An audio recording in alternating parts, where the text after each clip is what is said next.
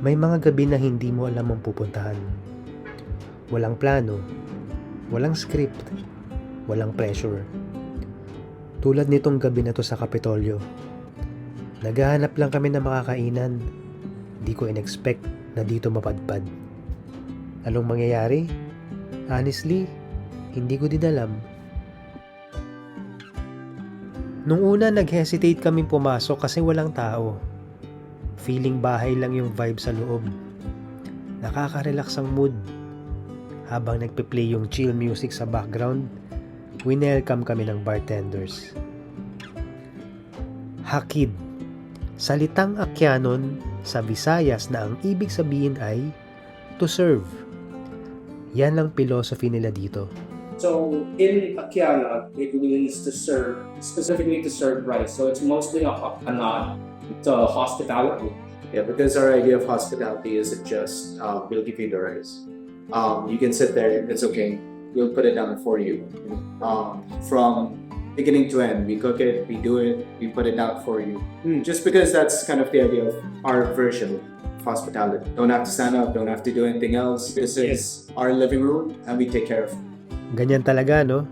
Pag wala kang ine-expect na mangyayari, kahit simpleng bagay lang, nagiging memorable. Rye old-fashioned, right? One of the oldest cocktails, old-fashioned. Yes. Just whiskey, bitters, water, and sugar. And then here we have the Mexican Firing Squad. She's an old drink, Prohibition era. That's when they use a lot of grenadines. Yeah. It's tart and a bit of spice from Angostura bitters. Right, thank you, thank you.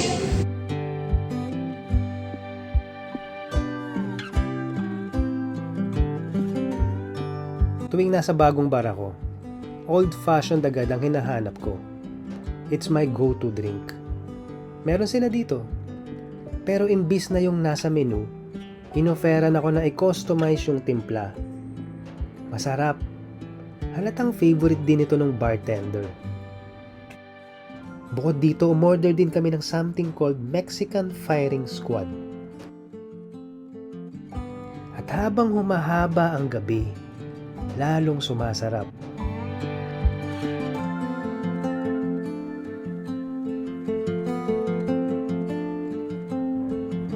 Pero ang paborito ko nung gabi na yon ay yung tinatawag nilang bachata.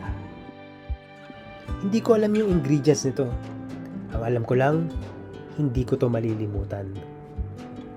Yeah, I mean, honestly, at the end of the day, when we give down the menu, we say it's more of a suggestion than anything else. Our biggest takeaway is when people come here, they don't want to think about what they want to drink, right? Yeah. They don't want to, So the menu is more of a suggestion. If you don't want to go through it, go for it. But then the first page, it says bespoke.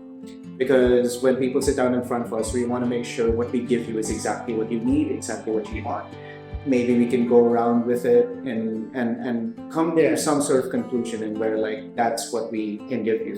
We don't really have a best seller. The best seller is what you feel like, that's what we give you. That's a, Yeah. I love places like that. Hindi lahat ng gabi kailangang planado. Hindi lahat ng episodes kailangang scripted. Walang deadline na hinahabol. Hindi na stress sa schedules. Minsan yung mga gabing ganito na walang direksyon, sila pa yung pinaka naaalala.